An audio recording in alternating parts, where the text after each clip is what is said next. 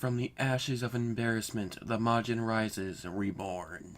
So manga chapter 47 of Dragon Ball Super dropped today, and I'm going to be reviewing it, as I will be doing with The Legend of Korra seasons 1 through 4, and the original manga sometime during the summer. We pick up directly after the last chapter, with Goku and Vegeta in the bunker area. You know, where Mori took them in chapter 46. Vegeta is frustrated that they can't really do anything, and he explains that Moro is finding the Dragon Balls the same way Frieza did, which provides another little connection between those two arcs. After hearing that, Goku comes up with a plan to attempt to stop Moro from getting the Dragon Balls. He has Mori tell the Namekians to flee so that Moro can't find the Dragon Balls. We then cut to the Namekian village where Moro is, and it is shown that he can detect the Dragon Balls themselves.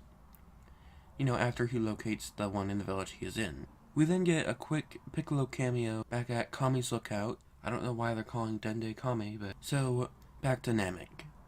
Mori gives Goku and Vegeta some brand new clothes because Clothes Beam! Then they leave their bunker to go try and attract Moro's attention. They then power up and they charge at Moro's ship at full speed. But then Miras arrives.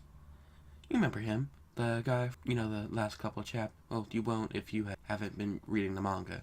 I have, so I remember him. He then shoots off the wings of Moro's spaceship, and Moro jumps out, and a quick battle commences. You know, you got some energy blasts, some speed lines, some cool stuff. So during the battle, Miras presses a button on his glove, which releases this giant goo thing, which encircles Moro. Kind of like what Boo did in the Boo arc, and it traps him inside. Unfortunately, this is only temporary, but then it happens. The whole reason I even decided to make this video. The great Majin Buu is pushed out of the ship, asleep. But it's a quick gag this time, and it's not going to be a recurring thing, I hope. And he is woken up. We then learn that Buu has accessed the Lord of Lords, or Daikaio, memories. And this was all due to a hypnotist? A guy that hypnotizes people. Yeah, that. We then see a nice scene with Buu/Daikaio and Moro, where he's basically letting out all his rage at Moro at what he did to the other Kais in that flashback we got a little while ago, which is kind of cool.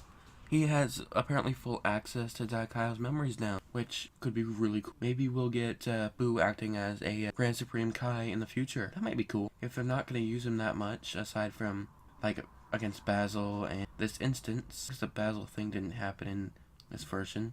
I mean, they could always make him and Mr. Satan like Kai. Gohan became a Kai, so I guess that could happen.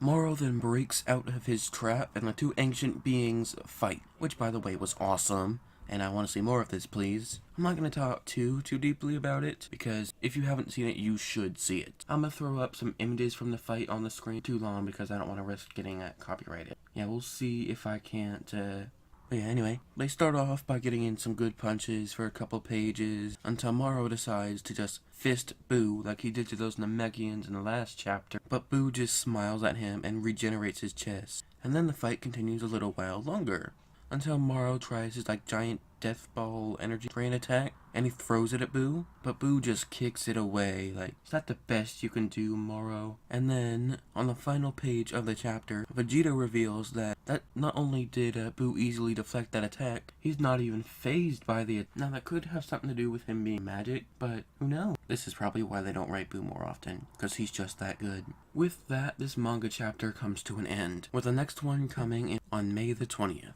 But after reading this chapter, I would say it's really good, especially with the arc during the Majin Buu versus Moro fight. This was definitely much better than the previous chapter, chapter 46, which was worse in all ways. Speed lines, the whole instant transmission key thing was introduced. But the only real complaint I have about this chapter is that Buu isn't in enough of it. Yeah, that's really the only thing I can complain about this chapter. So I give Dragon Ball Super Manga Chapter 47 a 9 out of 10. Thanks for watching.